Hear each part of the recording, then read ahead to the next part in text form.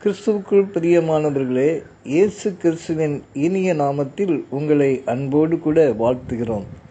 இந்த புதிய ஆண்டிலே பிரவேசித்திருக்கிற நாம் நம்மை நாமே ஆராய்ந்து பார்க்க வேண்டும். கடைசி காலத்தின் அடையாளம் என்ற செய்தியிலே நாம் முதலாவதாக பார்க்கிறதான மனுஷனுடைய மாற்றம், அவனுடைய குணாதிசயங்கள் எப்படி இருக்கும் என்று 2 தீமோத்தி 3 அதிகாரம் 2வது வசனத்திலே இவ்விதமாக எழுதப்பட்டிருக்கிறது. மனுஷர் தற்பிரியராய் இருப்பார்கள். அப்படியானால் தனிப்பட்டதான நம்முடைய வாழ்க்கையை நாம் ஆராய்ந்து பார்க்க அழைக்கப்பட்டிருக்கிறோம். நம்முடைய வாழ்க்கையில் இந்த தற்பிரியம், அதாவது செல்ஃபிஷ்னஸ் என்று ஆங்கிலத்தில் சொல்வார்கள், நம்முடைய தனிப்பட்ட வாழ்க்கையிலே இந்த விதமான பாவங்கள் காணப்படுகிறதா என்பதை நாம் பரிசோதித்து பார்க்க வேண்டும்.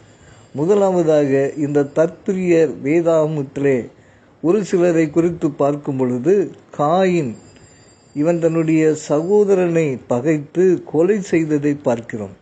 இவன் தற்பிரியனாக இருந்தபடியினாலே தன் சகோதரனை நேசிக்க முடியாதவனாய் அவனை கொலை செய்து ஆண்டவருக்கு விரோதமான பாவம் செய்ததை பார்க்கிறோம்.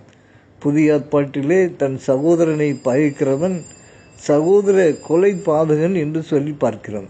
உங்களுடைய வாழ்க்கையிலே, என்னுடைய நாமுடைய நம்முடைய சகோதரர்களை நாம் பகைக்கிறோமா? அப்படியானால் நாம் தற்பிரியர். இரண்டாவதாக நாம் பார்க்கும் பொழுது, ஆகாப் நாபோத்தினுடைய திராட்சை தோட்டத்தின் மேல் ஆசை வைத்து அதை எடுத்து அதை திருடி கொண்டு அவனை கொலை செய்ததை பார்க்கிறோம். ஆகவே பொருளாசை, மற்றவனுடைய பொருளாசை ஆசைப்படுவது தற்பிரியம் என்று சொல்லி பார்க்கிறோம். உங்களுடைய என்னுடைய வாழ்க்கையிலே சொத்து தகராறு பண்ணி கொண்டிருக்கிறோமா அல்லது விட்டு கொடுக்கிறோமா?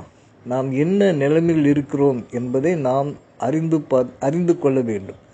மூன்றாவதாக, தாவீது ராஜா தனக்கு தேவையான மனைவிகள் இருக்கும் பொழுதும் பிறனுடைய மனைவியை இச்சித்து அங்கு கொலை செய்கிறதான அனுபவத்துக்கு நேராய் கடந்து போகிறதை பார்க்கிறோம். ஆகவே இந்த தற்பிரியர் பல விதத்திலே தாங்களே ஆராய்ந்து பார்க்காதபடி பாவத்திற்குள்ளாக விழுந்து போகிறதை பார்க்கிறோம். ஆகவே இச்சை என்ற பாவம் நம்மிடத்தில் இருக்குமேயானால் நாம் தற்பிரியராக காணப்படுவோம். கடைசியாக நாம் பார்க்கும் பொழுது, யாக்கோபு, யோவான் அவர்கள் ஆண்டவருடைய வலது வருஷத்திலே உட்கார வேண்டும் என்று பதவி ஆசையுடையவர்களாக காணப்பட்டார்கள். தற்பிரியர். 12 சீசர்கள் இருக்கும் பொழுது இவர்களுக்கு மாத்திரம் முக்கியத்துவம். இந்த திருச்சபையிலே நாம் முக்கியமுள்ளவர்களாக, பதவி ஆசை உடையவர்களாக நாம் காணப்படுவோமேயானால் நம்முடைய வாழ்க்கையிலே தற்பிரியம் இருக்கிறது என்பதை நாம் அறிந்து கொள்ள வேண்டும். ஆகவே இன்னும் அநேக காரியங்கள் வேதாகமத்திலிருந்து நாம் அறிந்து கொள்ளலாம். ஆனால் சுருக்கமாக, இந்த சகோதர சிநேகிதம் நம்மிடத்தில் உண்டா?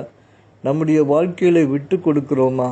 நம்முடைய வாழ்க்கையிலே இச்சைகளுக்கு விலகி இருக்கிறோமா? அல்லது பதவி ஆசை இல்லாதபடி நாம் வாழ்கிறோமா? நாம் எப்படிப்பட்டதான ஜீவியம் செய்கிறோம் என்பதை நாம் அறிந்து கொண்டு ஆண்டவருக்குள்ளாக நாம் பலப்பட, ஆண்டவருக்குள்ளாக நாம் ஆவிக்குரிய ஜீவித்தில் வளர அன்போடு கூட அழைக்கப்படுகிறோம். தேவன் தாம் இந்த வசனத்தின் மூலமாய் நம்மோடு கூட தொடர்ந்து பேசுவாராக. ஆமீன்.